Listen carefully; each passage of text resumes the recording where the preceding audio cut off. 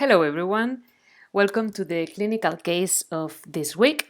We're going to see this 2-year-old female spay domestic shorthair that presented with 6-week history of obtundation, and 2 days prior to referral, the owner noticed that the cat starts showing the following clinical signs. So you can observe already the posture and notice that there is an abnormal posture. And then what we evaluate will be the gait. So you can see there's a tendency to lean towards one side.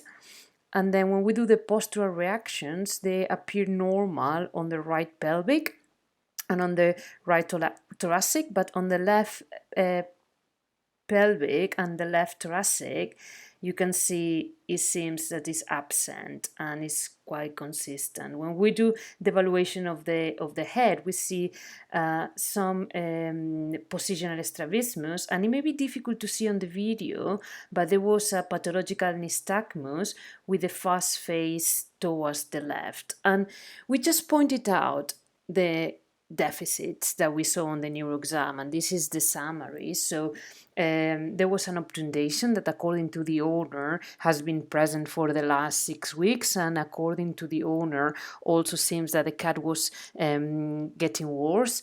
The owner noticed that 2 days prior to referral, the cat started showing some tendency to be leaning towards the right.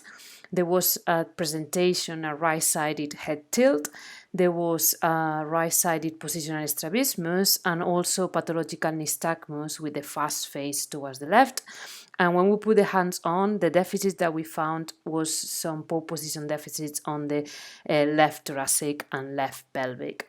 So with all this information, and what we are not saying it because it's normal. So spinal reflexes were normal, the rest of the cranial nerve were unremarkable, and there was not pain on palpation. So based on this information, where is your neurolocalization? And can we go right, left? Do you see any degree of lateralization?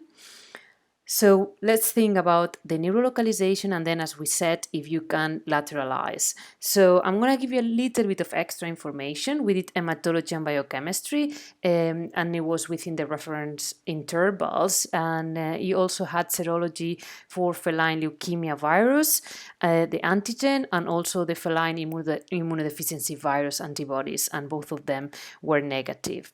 So thinking about the clinical reasoning, so we have a 2-year-old female spay domestic shorthair with a chronic progressive, you have to say if it was lateralized or no, it was non-painful, and then you need to tell me the neurolocalization.